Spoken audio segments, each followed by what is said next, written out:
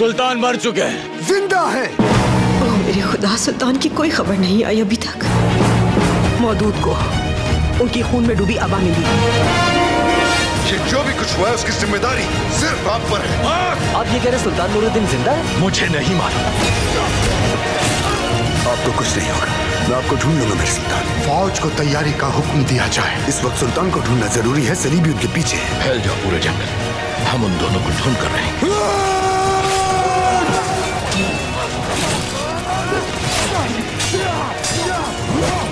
वक्त आ चुका है तख्त संभालने और अपने भाई का इंतकाम लेने का। नूरुद्दीन के अलावा कोई नहीं बैठ सकता तख्त पर। मुझे सुल्तान का एक सुराग मिला है, वो जिंदा है।